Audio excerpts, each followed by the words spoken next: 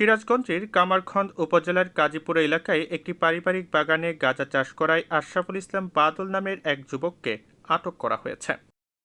এ সময় র্যাব ১২ এর সদস্যরা বাগান থেকে বিপুল পরিমাণ গাঁজা গাছ উত্তোলনপূর্বক জব্দ করে।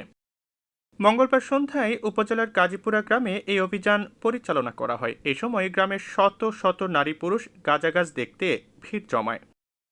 এ সময় র্যাব ১২ এর অতিরিক্ত পুলিশ সুপার ওসমান গনি জানান, কাজীপুরা গ্রামে একটি বাগানে গাঁজা চাষ করা হচ্ছে এমন অভিযোগের ভিত্তিতে এই অভিযান পরিচালনা করা হয়।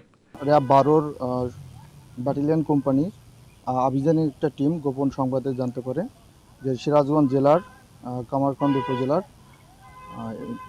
কাজীপুরা গ্রামের আশরাফুল ইসলামের বাড়িতে, মানে বসত বাড়ির পাশে, মসজিদের পাশে যে ক্যানাবিস অর্থাৎ যে গাঁজা চাষ করা হয়, তো তারই প্রেক্ষিতে আমরা এই অভিযান পরিচালনা করছি। আর এখানে এসে যে এই জমির মালিক আশরাফুল ইসলাম, তাকে আমরা ধৃত করছি। আর আপনারা তো এখানে ফুটেজ নিয়েছেন, দেখছেন তো অন স্পটে কী অবস্থা। তো আমরা আনুমানিক ধারণা করছি এখানে 2 কাঠা জমি হবে, ঠিক আছে? 2 কাঠা হচ্ছে যে আনুমানিক 2 কাঠা জমিতে এই চাষটা করা হচ্ছে। এখন আমরা এই গাছগুলা এখান থেকে মানে নিয়ে গিয়ে তারপরে আমরা ওখানে প্রসেস করে দেখব, যে প্রসেস করা বলতে মানে আমরা যে মানে কেটে ওইগুলা কী পরিমাণ ওজন হয় কাঁচা অবস্থায়, এরপরে আমরা যথাযথ আইনগত প্রক্রিয়ায় আমরা থানাতে